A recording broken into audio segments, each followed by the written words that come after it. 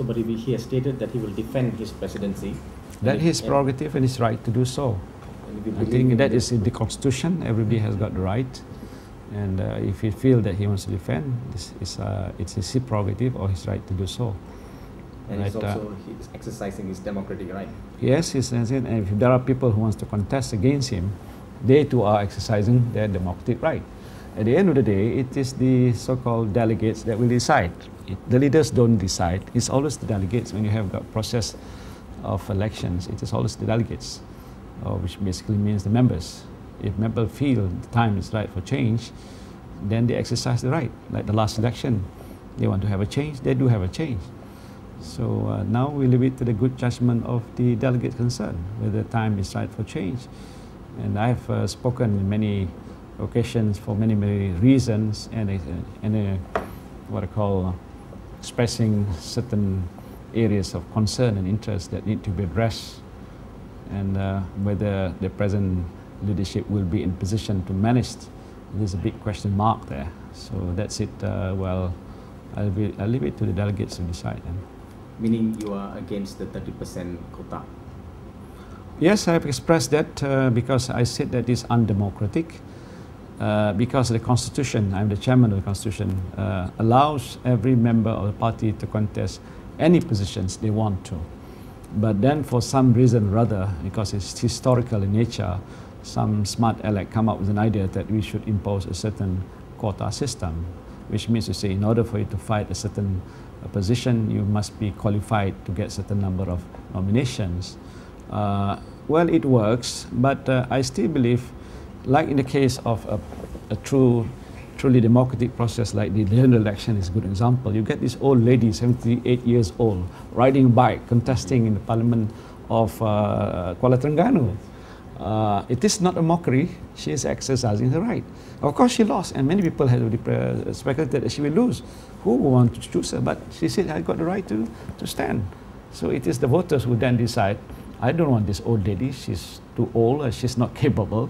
So they decide. She had no barrier. So never underestimate the good judgments of the so-called voters, or in this case, the delegates.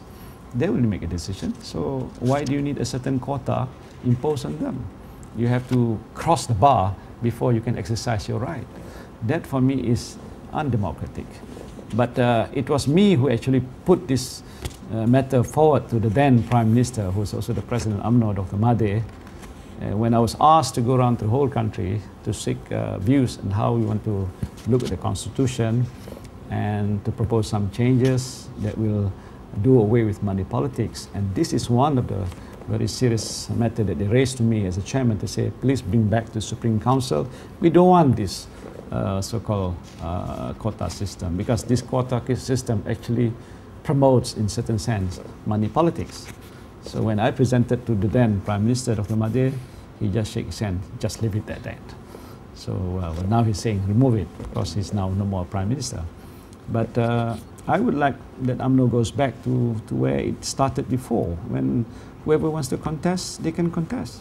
One nominations, like in elections, one proposer, one seconder, that's it. So why should a position of president of party be so sacred?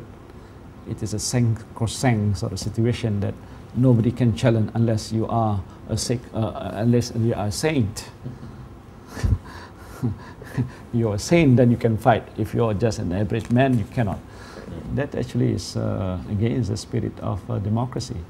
If the quota is not removed, do you believe that there will be challenges who can muster the enough number of nominations? Well, there are occasions before, of course, they tried. It's very difficult to get over it, because somehow or other, when they have this sort of condition imposed, there is always an attempt to frustrate people who want to contest, so he'll not get the nominations. I nearly fall into that trap situation. I was the vice president, so I was actually an incumbent, and year coming when I have to contest again. But somehow in Johor, there's some hidden hand to say, don't nominate Muhyiddin. So I was just waiting every week at the end of the election of the day for a meeting, and see this nomination just trickle, short of the 15% or 3% or 15% that I require, until I make a bit of noise and say somebody up there is trying to play about this, and the next week it just falls like durian, wah durian runtuh, right? And then I qualify. I mean, incumbent normally has the right to contest, but because of some manipulations to make sure that you don't get the numbers, then you cannot contest to defend yourself, which I think is not democratic. Right? Last question. Okay. But the observers say it is now or never for you, when at this juncture of the time you are the most talked about man in UMNO, and they say that that's flattering. If you remain dissatisfied with circumstances, you will make your stand known, whether you're going to your greater political ambitions in UMNO. I don't have political ambitions. I only serve the party and the people whom I'm a member. Of course, I want to reserve not just UMNO, the Malaysians, and that's what I'm trying to do. So I'll cross the bridge when I'll come to it. Of course, there are a lot of advisors, a lot of proposers coming who said you should now do this and do that. You have to move up the ladder of the hierarchy. You should contest this position and that position. I'm quite amazed with a lot of these so-called proposals putting forward to me to consider.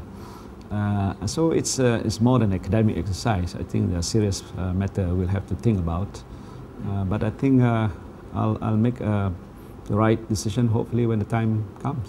You're not ruling out any possibility then? Of what? Of going for the number 1 or the number 2? I don't know, because I have to size up a lot of things. So it's not an easy decision to make. But some people say you have been a vice president for the last 3 terms. Maybe now you have to look something else. But I have also to be very prudent and careful, because this is not an easy sort of process. You have to know that you are facing incumbents, you're facing the power that be, you're facing many things that you have to take into account. So it is not going to be a straight path that you think can go through it easily. So you have to consider. I'm always calculative, careful, to make sure that you will not sort of fall down halfway through. So we'll have to see what's going to happen. Okay.